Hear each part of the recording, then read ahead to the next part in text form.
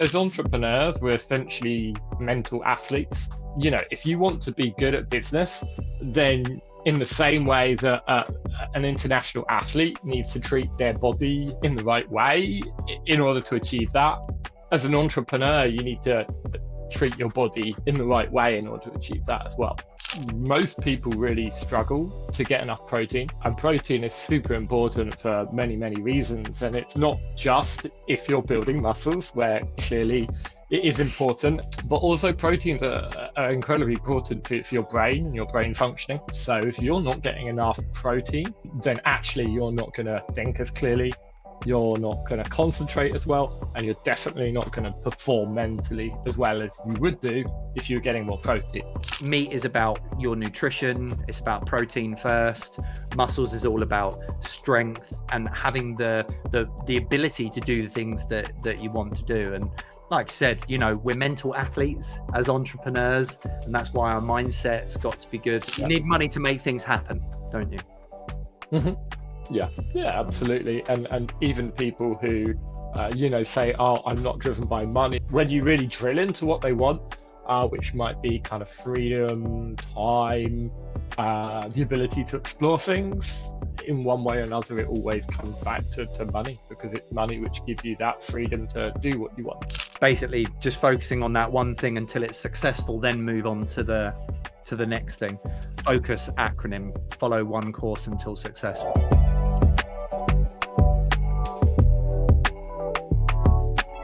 Hello, everyone, and welcome to the Carnivore Entrepreneur Show. I'm here with Chris Poulter, and as you know, my name's Grant. I am the Carnivore Entrepreneur, and Chris is kindly given up his time today to talk to us about lots of different things to do with entrepreneurship and artificial intelligence. But I won't take his glory. I'll pass it over to Chris. Chris, you are our fourth guest on the Carnivore Entrepreneur, so within the first five. So I'll hand it over to you and let you introduce yourself to our audience. Nice. Glad to see I'm an early adopter, as always. Yeah.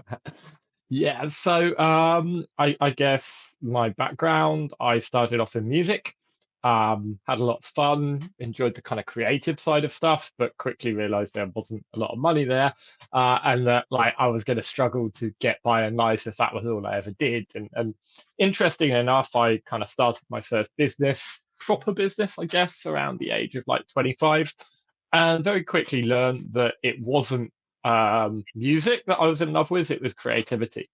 And much as people think that when you work in music, it's a very creative job, actually it's really heavily constrained, because you're working with an artist who wants a particular sound, they've written a song, and you have a little bit of creative input in there, but realistically, not a lot. Whereas as an entrepreneur, you can solve any problem for any customer in any way that you want, with any team, etc., etc. And I just found it was an amazing fit for me. And so, yeah, the last 15 years or so, I've been kind of, building businesses and kind of finding what works for me and what doesn't as an entrepreneur. Excellent. Okay, cool. So thanks for the intro, Chris. I ask this question to everyone that comes on the show. So this is the Carnivore Entrepreneur Show. It's all about meat, muscles, mindset, and money. I want to know what qualifies you to be a carnivore entrepreneur. I think a lot of these things are very important, and they come back to some of the other things that you talk about as well, body, mind, bank account. Because as entrepreneurs, we're essentially mental athletes. And I know that sounds a bit strange to some people when you kind of say it like that. But for me, I think the breakthrough moment in kind of realizing that was when I was looking to get a kind of visa for the US so that I could move my startup out there. And I was talking to a migration advisor and talking about the different visas that you can get. And basically what it came down to is okay, you need an I-1 visa. It's well, what's that? And they're like, well, it's a person of extraordinary ability, and it's the kind of thing they normally give to like international athletes. Yeah. So it kind of resonated with me, like, wow, like actually, if you want to be good at business, then in the same way that an international athlete needs to treat their body in the right way in order to achieve that, as an entrepreneur, you need to treat your body in the right way in order to achieve that as well. Okay. I'm sure we've both seen a lot of the struggle, if you like, as an entrepreneur is in that kind of mental mastery. If we could just write down what business we want, it would be very easy. If we could even just write down the steps that we needed to take, it would be very easy. But it's actually going out there and doing those things when things get tough, when we're tired, when things don't go our way, when we get thrown a curveball. That's the real that's the real factor behind success. So it sounds like you're a bit of a serial entrepreneur, Chris, and and you've been doing it quite a while. What is your view on the meat and the muscles part of the carnivore entrepreneur? Again, I think it feeds into health, really. So I mean, most people really struggle to get enough protein. And protein is super important for many, many reasons. And it's not just if you're building muscles, where clearly it is important. And yes, I've had my protein whey this morning already. So, I'm definitely a believer. But also proteins are incredibly important for your brain and your brain functioning. And I mean, I don't know a lot about biology and that side of science, I'll be honest. But like whenever I do look at proteins and how they work, it's a pretty incredible thing. And it's essentially one of the kind of building blocks which your body uses. So if you're not getting enough protein, then actually you're not going to think as clearly, you're not going to concentrate as well, and you're definitely not going to perform mentally as well as you would do if you're getting more protein. And like, hey, what more of a glorious and enjoyable way of getting protein is there than one of those amazing steaks that you cook up, right? Excellent. Yeah, I mean, the whole point is that meat is about your nutrition. It's about protein first. Muscles is all about strength and having the ability to do the things that you want to do. And like I said, we're mental athletes as entrepreneurs, and that's why our mindset's got to be good. And what's the point in having all of that if you haven't got any money, right? you need money to make things happen, don't you? Yeah, absolutely. And even people who say, oh, I'm not driven by money, when you really drill into what they want, which might be kind of freedom, time, the ability to explore things in one way or another, it always comes back to money, because it's money which gives you that freedom to do what you want. And it doesn't make you greedy to acknowledge that and say that. It just makes you realistic, right? This is the world we live in. So, yeah, excellent. So, on to some of the other questions then. So, Chris, we first met back in 2018 when we joined the SA Quick Start, and we've been on a journey since then. And you've been with us ever since in terms of different capacities, different levels, and consider you a good friend now. So since then, since back in 2018 where we did the SA Quick Start and first met, what has changed in a big way with you since then over the last few years? I think in a word, focus. And it's probably one of the most underused words as an entrepreneur, because we talked earlier about kind of creativity, and with creativity comes passion and excitement. But the negative side of that then is the kind of entrepreneur's curse, as I call it, which is always starting something and never finishing. Now, it's interesting we met around, 2018, because I remember that time pretty clearly because of some relatively ridiculous things which were going on at the time. Now, I had a bunch of different businesses, and one of my solutions, and I kind of, it's so embarrassing to look back at it now that I almost laugh at myself. But like my solution at one point was, well, I'll just have Monday for this business, Tuesday for this business, Wednesday for this business, Thursday for this business, and guess what I did on Friday? So I had 5 different businesses which I was doing predominantly all with different people in and around short-term rentals, but nonetheless, my focus was all over the place. Um, and when that's where you're at, then you're not giving any of those things the time and attention which they deserve. And this really culminated when COVID hit, because I went into COVID with my business partner Richie, thinking, "Hey, we're pretty diversified. We've got investments, we've got businesses, we've got consulting, we've got all these different kind of revenue streams, and actually we'll be absolutely fine." And what we quickly realized was that we were diversified in one way, but in another way, all these things were related to short-term rentals, which had just been made illegal overnight. So, having been through a lot of self-reflection over that period, what I realized was what I did was not actually that important when it comes to success. Yeah, because if I'd picked Monday's business or Thursday's business, it probably wouldn't have mattered. What would have mattered was giving all that time and attention which it needed to be successful. Yeah, they call it inch wide, mile deep. Hmm. So basically just focusing on that one thing until it's successful, then move on to the next thing.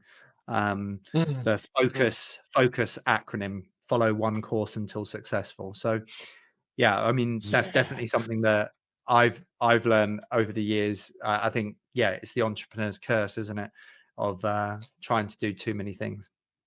It is, and again, I'm very well. I'd like to say you can give me feedback. I'm very good at telling other people what to do. I'm not so good at doing it myself. So I probably would have been the first person to tell someone else, "Well, that's just stupid. You can't spread your focus. You're not going to be successful doing it that way." But it's so much harder to actually apply the kind of thoughts and ideas to yourself than it is to other people, which is one of the reasons why mentoring and coaching is like really valuable, because you get that external kind of opinion, validation, mirror, if you like. Excellent. So you're my AI guy. Hmm. I come to you for everything with AI. You helped me out massively with the book that I've just published. And I think that it would have taken me a heck of a lot longer if I didn't have AI supporting me, using Mhm. AI as that sort of partner as opposed to a Mm. publishing company. And that was a game changer for me because it allowed me to get things off the ground really quickly, get answers when I wanted them, and also Mm. bring context to things that I might not have spotted. So that's been massively useful. What how, where do you think AI's place is with general entrepreneurs right now, and how do you see it developing in the future? Because this is definitely what you're passionate about. Definitely, and it's a very good question. So if I go too far off piece, then please bring me in. Yeah. um, in terms of where AI is right now, it really feels like most of the world hasn't caught up or acknowledged just some of the capabilities of what we could do. Um, because if you told me 10 years ago, as an entrepreneur, that I could type a few words into a box and it could come back to me with a 50-page report on something really important to my business, perfectly tailored, yeah, to with an understanding of what my business does, how it operates, and how these complex topics might relate to us, what we could do, then I'd have thought that was incredible. If you told me 10 years ago that I could upload a couple of CSVs into a chatbot and it would be able to do data science and it would be able to kind of extrapolate relationships and do all kinds of things which I had no idea how to do, let alone knowing that I could pay a human to do it really well, then I'd have been absolutely blown away. And the kind of list of these capabilities is pretty endless. As an entrepreneur, there's just so many more superpowers that we have now, and so much more leverage that we have compared to in the past, where A, you needed to understand that something was possible, B, you need to define and pay someone to go and do it for you. Yeah. So that for me is kind of where we are right now. Yeah, yeah, and I think AI is not perfect, and I think if you don't know how to prompt the AI, it can be quite frustrating for people, and then they don't tend to use it because it's not good at reading between the lines yet. So that's what I've found. How do you think that's going to grow and develop over the future? Well, what we've seen, particularly recently, where the model development has started to escalate very, very rapidly, is that that's something it's getting a lot better at.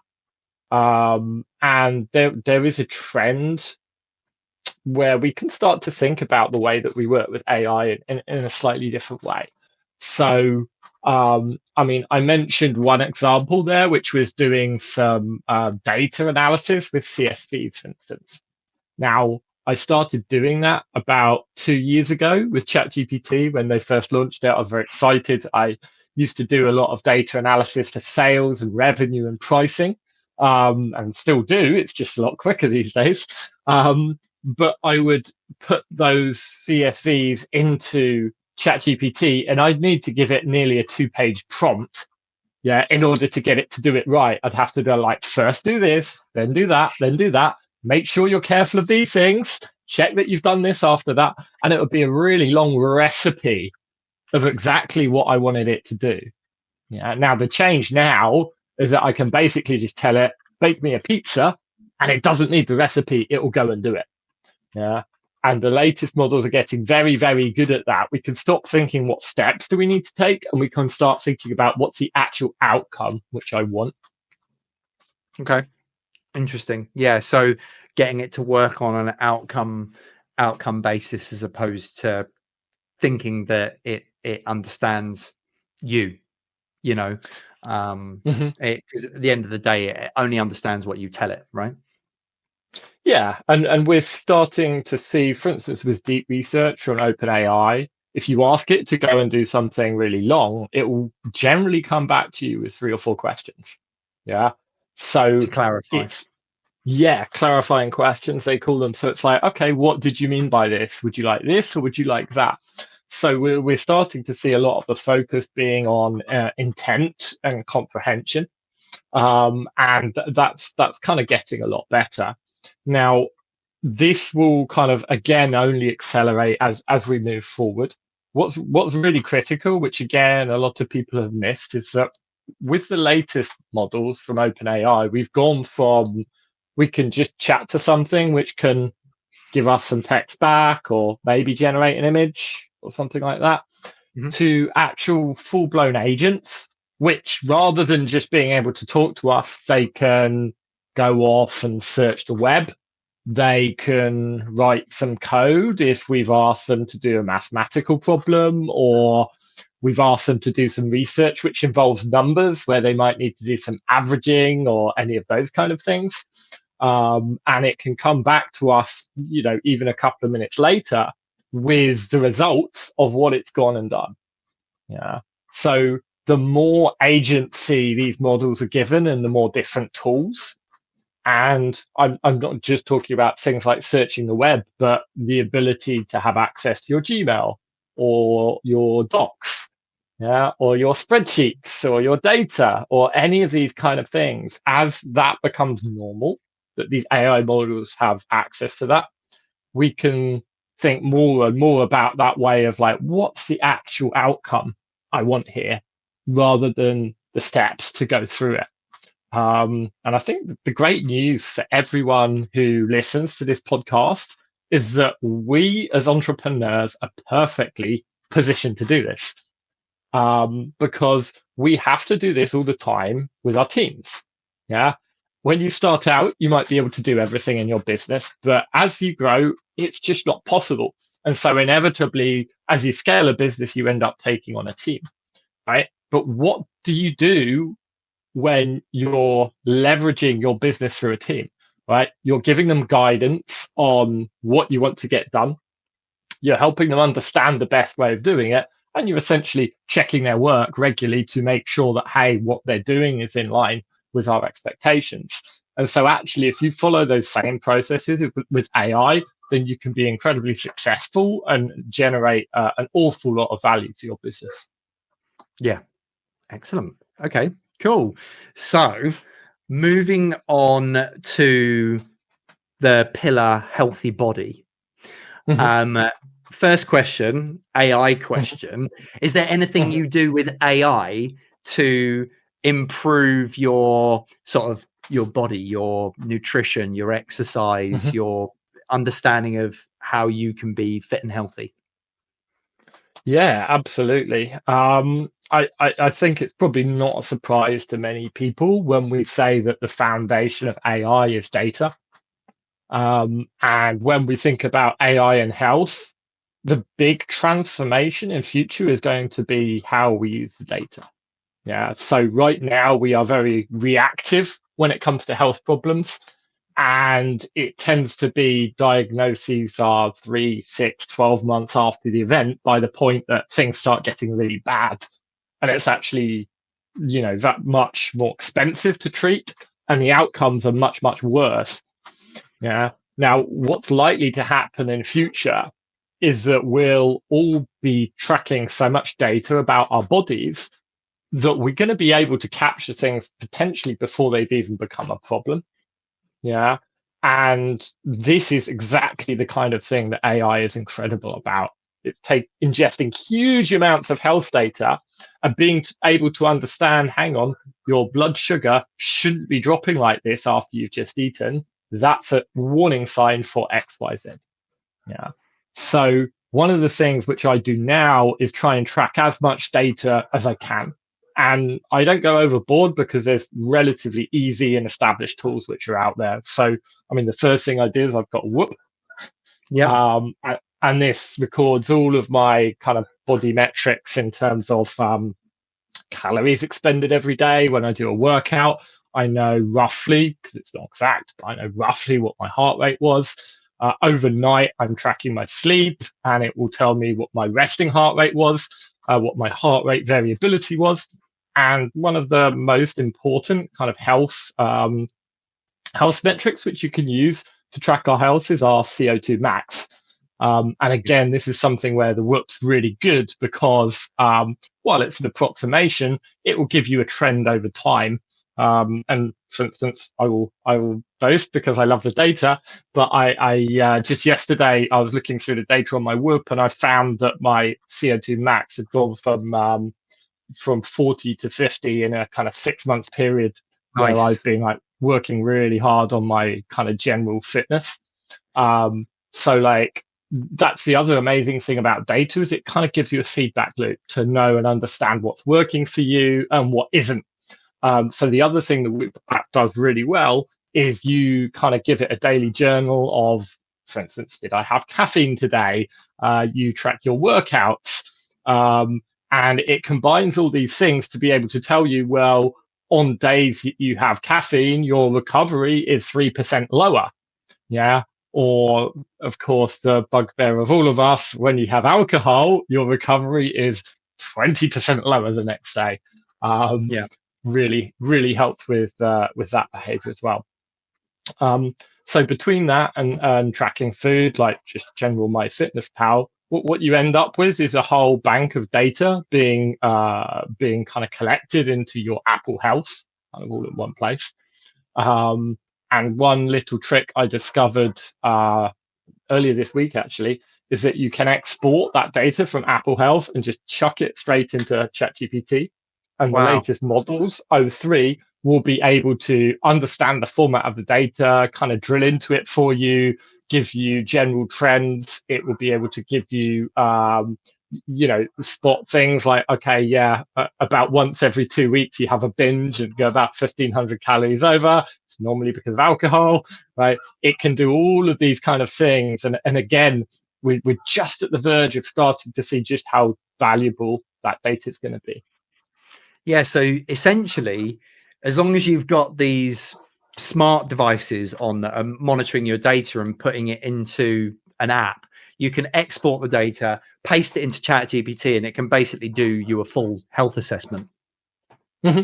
Yeah, absolutely. And we're not talking like small amounts of data either. I think it was like a 20 megabyte zip file, which came out of Apple Health. So that's actually, that's actually a huge amount of data. But again, the LLMs are getting very good at being able to look at all the stuff which is there and just pull in the bit that they need without being confused, which is something they're very bad at first. Excellent. I do find using multiple LLMs, large learning models or language models. Is it learning or language models? Language, yeah. Language. So large language models.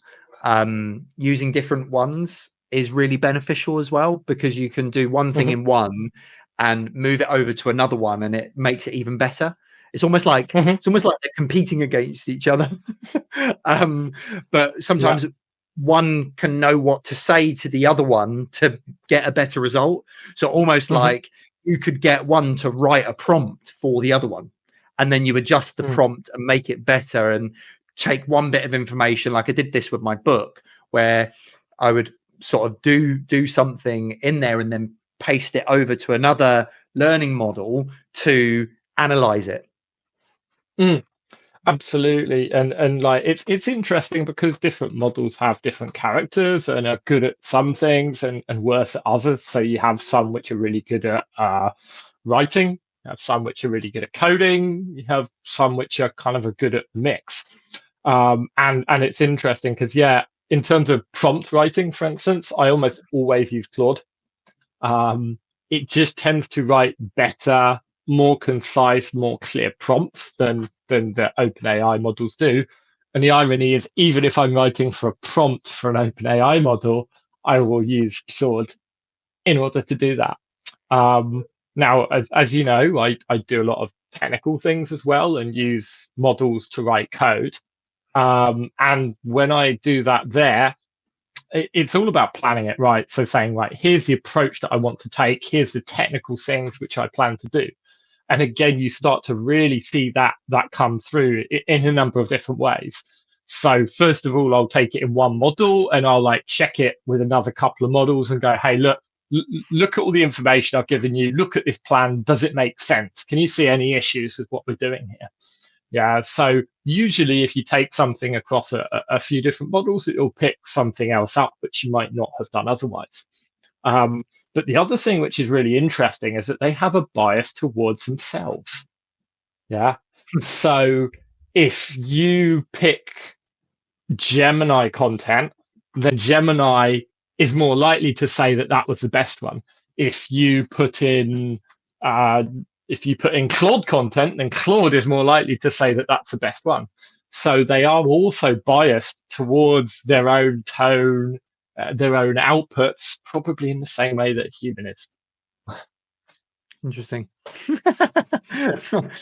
Cool. So thank you for that. Appreciate how we can all start to use AI a little bit better to actually learn more about ourselves, as long as we can collate the data. And I think that's really important.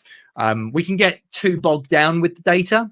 So I think rather than you analyze it, you can get the AI to do it, and it gives you the data that's important because it analyzes trends and patterns and things like that. So yeah, really, really good point. So a little bit off of AI, but what daily habits do you have at the moment that helps move your body in the right direction?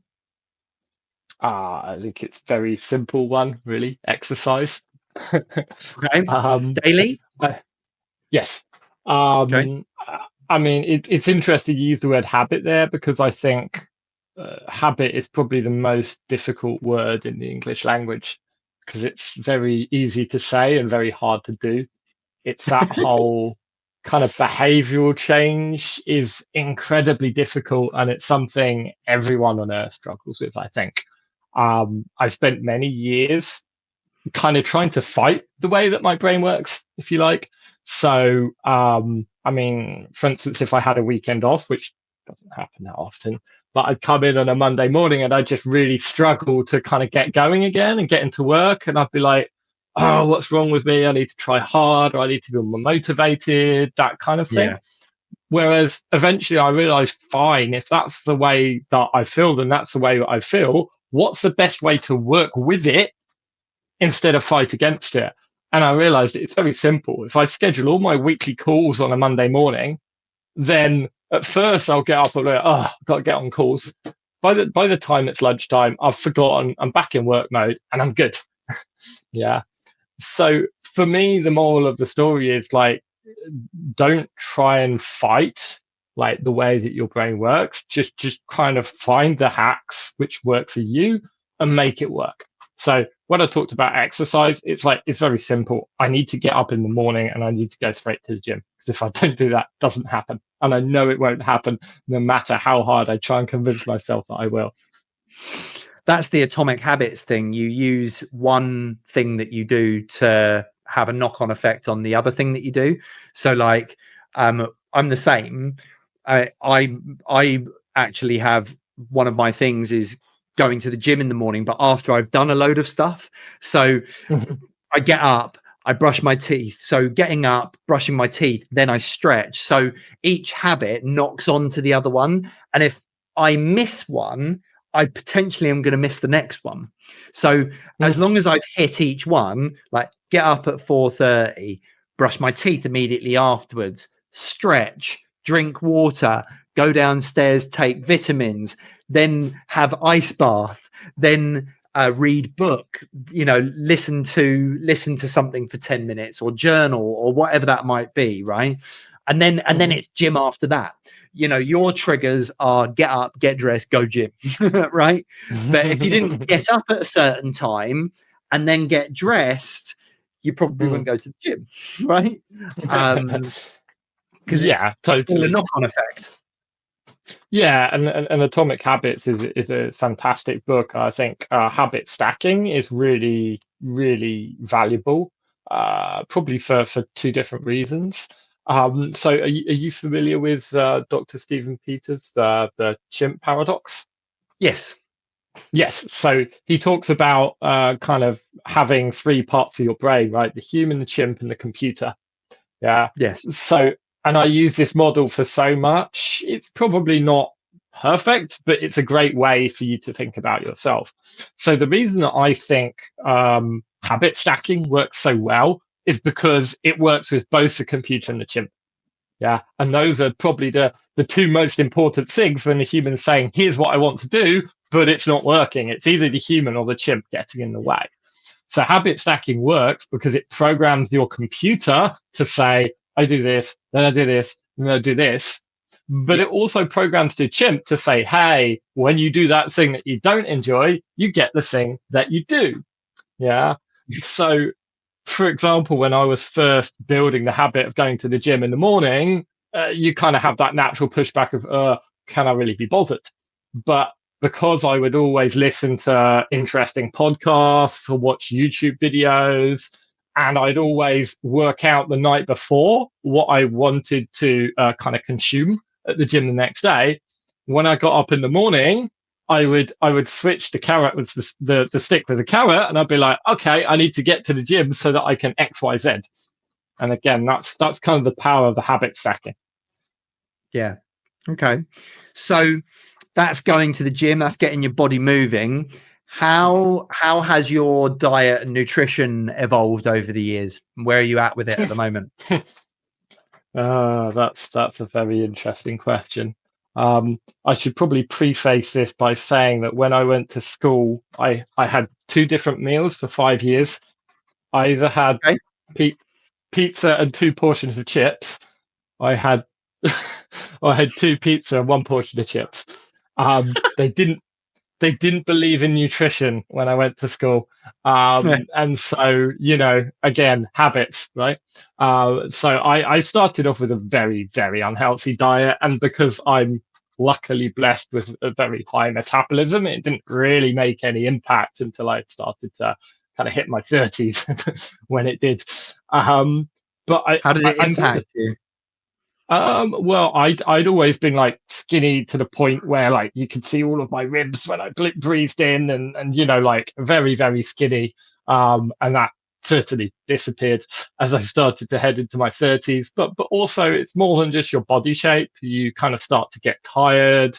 You have less attention and focus, and like a lot of other things which can impact you really heavily when you're an entrepreneur and your kind of mind is your tool.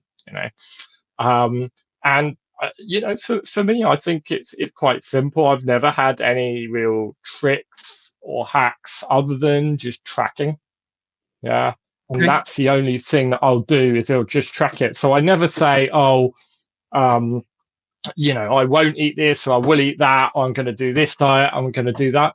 I kind of treat it like meditation. It's like I'm going to observe without judgment. Yeah. And what that means is that I don't need to tell myself, oh, I shouldn't eat that, because the fact that I'm looking at it and I know and I track every day means that automatically I'll think, is it worth it or not? And sometimes it is. So the best way I've found of that is just by tracking and being aware of what I'm eating, because without having to set anything out in stone, like I will do this, I won't do that, then because I'm aware of the choices that I'm making, I generally make better choices. And actually, if I do decide to indulge in something like a pudding that I really like, then I'll probably actually enjoy it more because I appreciate the fact that it is a treat and I can't do it every day. Whereas before, I might have just had it and not even thought about it. Okay, interesting. So yeah, it's a really, really good point. I think we can all get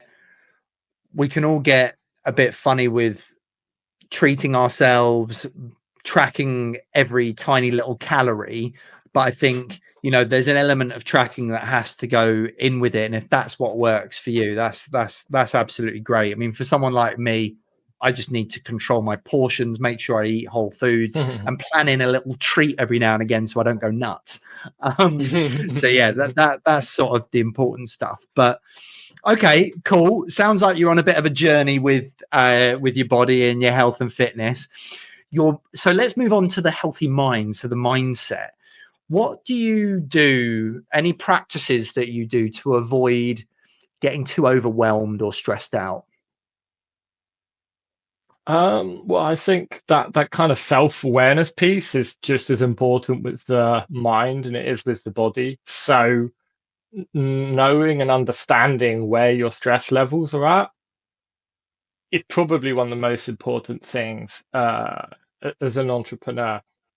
And the reason for that is like we need to artificially drive stress in order to get stuff done. Right. Whether it's kind of internally to push us to put in the extra hours we need to do something, whether it's externally to drive other people to push in the same direction that we want, we need a certain amount of stress in order to make that happen. Because if there was no stress, then we'd just sit there in the morning doing nothing.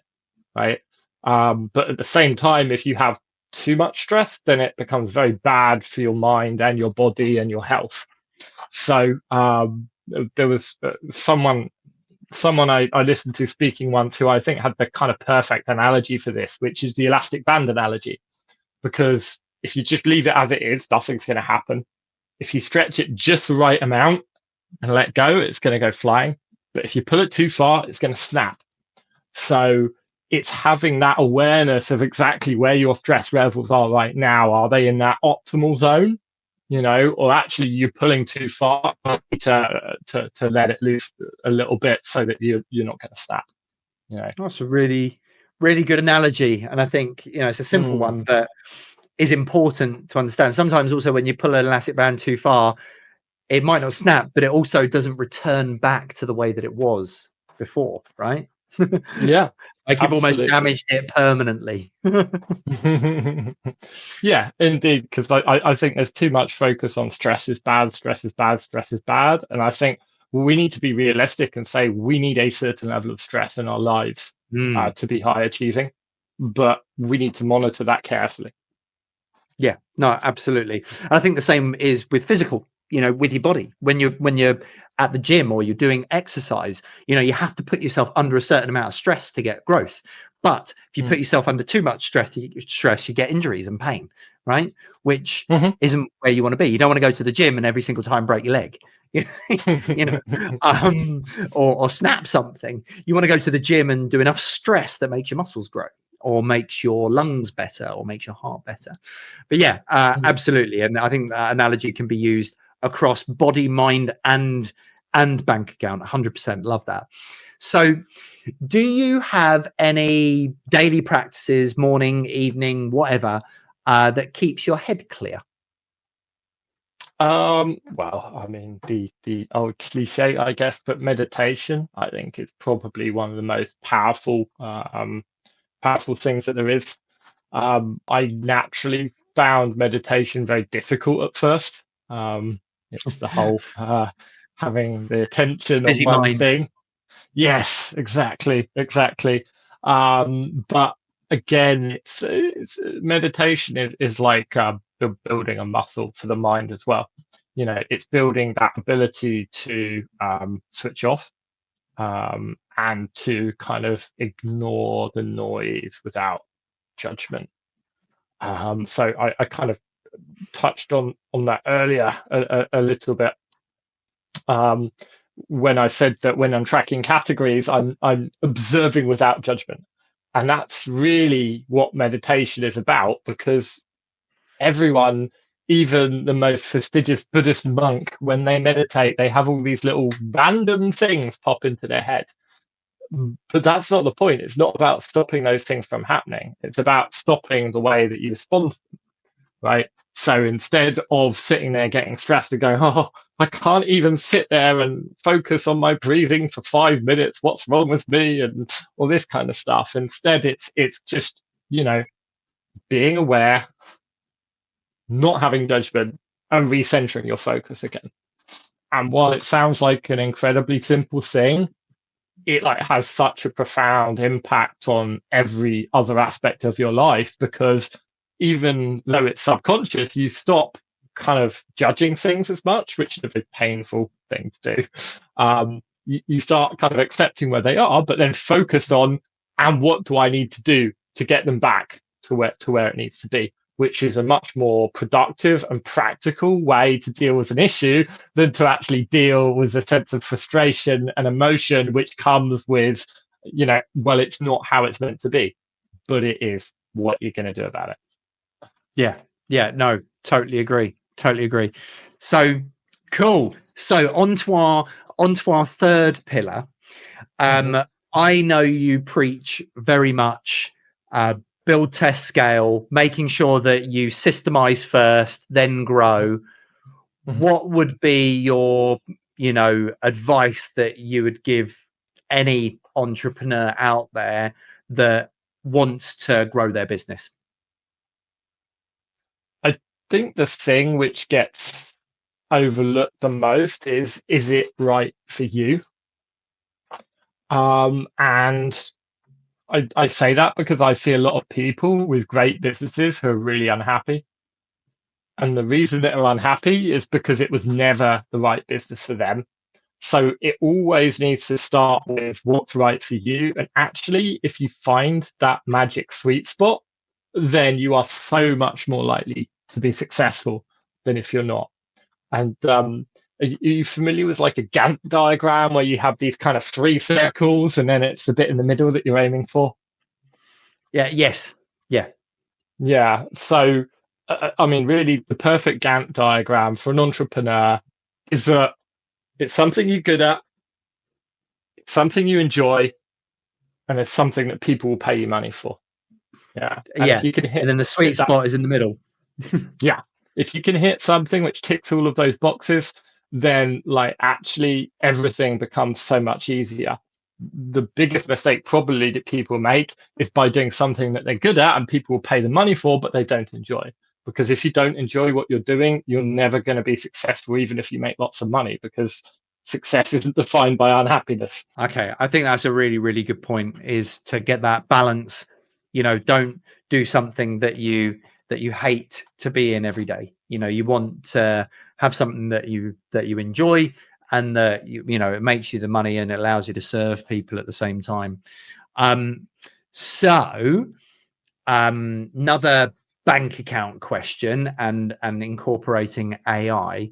Can you share any quick wins or stories where an AI workflow has saved you or a client real money? I mean, lots. How long do you have? I mean, I'll give you a small and kind of simple example. So I have a software business, and it does lots of lots of spending on software development. And one tax break in the UK is that you can get R&D tax credits, right? So I've worked with R&D accountants before. They usually charge about 25% of the claim in order to kind of look through what you're doing, work out how much you can claim, and present it to HMRC. So this was about 18 months ago as well. And so the technology was nowhere as good as what it was now. But I did a very simple process. And what I did was I went online. Now you could do this all in one font with O3. It'd be amazing. But what I did was I went online. I found like the top 5 kind of PDF type resources from accountants on R&D tax credits. I put them all into ChatGPT. Yeah, I used that to create like a GPT, so it knew and understood all the knowledge and could answer my questions. And then I gave it my information. I said, hey, look, here's what I've done. Here's the amount of money that I've spent on these various categories. Can you help me turn this into an R&D tax claim? And in total, it took about half an hour and saved about £2,500 off my tax bill that year. Wow. Blimey.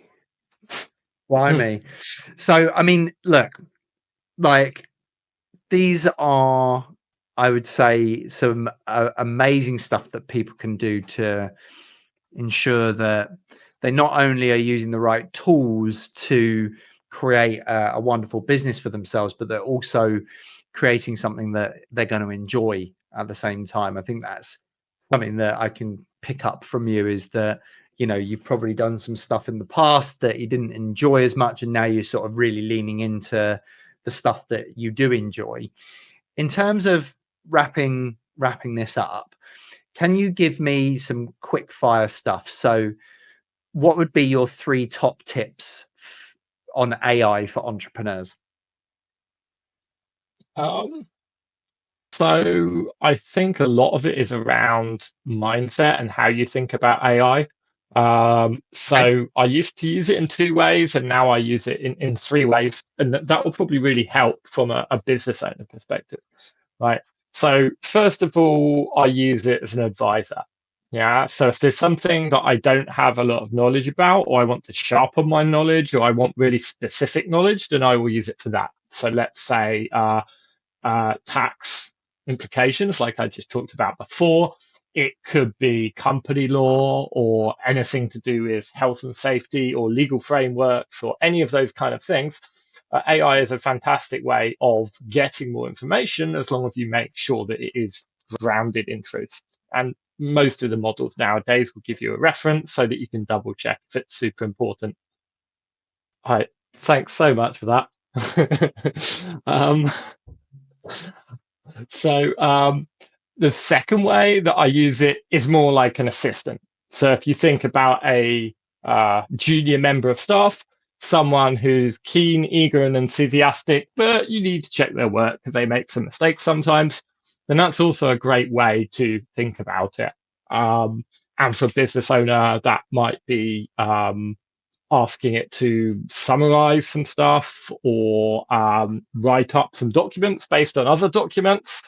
So the mindset really here is that we're asking someone else to do the task, but we're going to check it very carefully afterwards, just to make sure that it's correct. Now, the third way, which I've started using AI more recently, and it's only possible because it's got so much better, is more like a business partner, if you like, or a coach or a kind of sanity checker. So when I'm doing stuff which I already know that I'm very good at and very capable at, it's still useful to be kind of bouncing off someone else. Yeah, and a lot of us do this a lot of the time anyway with kind of peers or business partners or coaches. But AI can do that really well as well, where you're just kind of going, right, here's what I'm doing, here's the process which I'm planning to do. Just sanity check me here. Am I missing anything? Is there a better way of doing this? Is there something that I haven't really thought of while I'm doing this? Yeah. And that can be incredibly powerful because unlike the other two, where you either know that you need some information or you want to get something done, this can really help check your blind spots because, we were talking before about routines, we get into ways of doing things. And just by putting the normal everyday things that we do, we can actually then challenge ourselves to say, well, why don't you do it that way? It'll probably take you 10 minutes less each day. Yeah. Yeah, no, some really good tips there. And I think if we can, just level up the way that we utilize artificial intelligence within our daily lives, it will grow with it as opposed to being taken over by it. And I think that's, don't be scared of it, I think is one of my biggest top tips.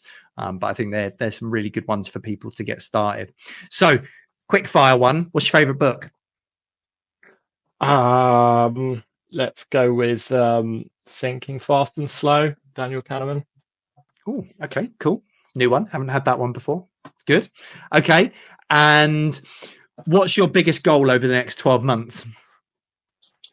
Well, I'm currently building some open source software, which is, I'm hoping, going to be kind of a foundational layer of businesses moving forward. So my objective really for 12 months time would be to build quite a significant user base on that platform. In the meantime, there's lots of other steps, including fundraising and building teams and that kind of thing. But ultimately, it's in pursuit of the goal, which is to kind of create the operating system which businesses need in order to start using AI on the day-to-day stuff of their business.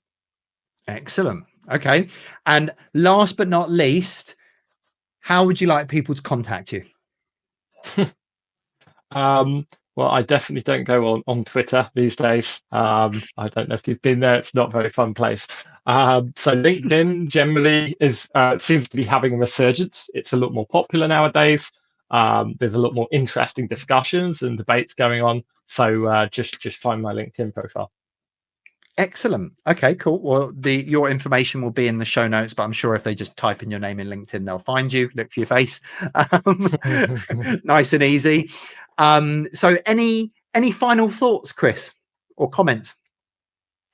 Yeah, again, I think in terms of where the world is going and the way things are going to change, it can be really hard and confusing to know what that's going to mean, or even start thinking about what we're going to be doing in 5 to 10 years' time.